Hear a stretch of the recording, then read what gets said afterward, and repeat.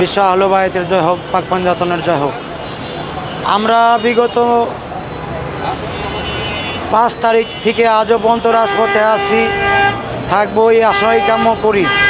আমাদের সুফিবাদ একটা কথা বলে যে আল্লাহর ওলি সাইরা দেয়, ছাড় দেয় না। এটা নগদ প্রমাণ আজকে আপনারা দেখছেন। আমরা বারবার আমাদের রফিকুল ইসলাম বাঙালির সাথে একমত হয়ে বলেছি যে আসন বসুন, আমাদের মাজার যদি কোনো বেদাত কাজ হয়ে থাকে সেটার দায়িত্ব নিয়ে আমরা সেটার সংস্কার আমরা করতে পারবো। আপনাদের কোনো দায়িত্ব দেওয়া হয় নাই, আর কোনো প্রতিলতাও আপনারা ভাঙতে পারেন নাই। বিষয়টা হলো আমাদের ঐক্যবদ্ধ থাকতে হবে। আহলে বায়াতের ইমাম হাসানের সৈনিকের ইসলামটাই আমাদের ধারণ করতে হবে। আর আমাদের একটা কথাই ছিল যে আপনারা 10 দিন মাজার ভাঙবেন, আমরা একদিন আসবো। এটা আমরা আজকে সাকসেস হয়েছি।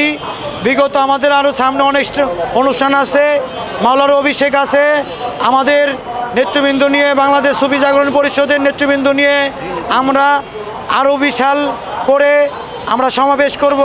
সেই আশা রেখে আমরা আহলে সুন্নাত আল জামাত ভাই বেরাদার যত পীর মাশায়েখ আছে তাদের প্রতি শ্রদ্ধা ভক্তি রেখে আজকের কথা এখানেই শেষ করছি। নারায়ে তাকবীর, আল্লাহু আকবার।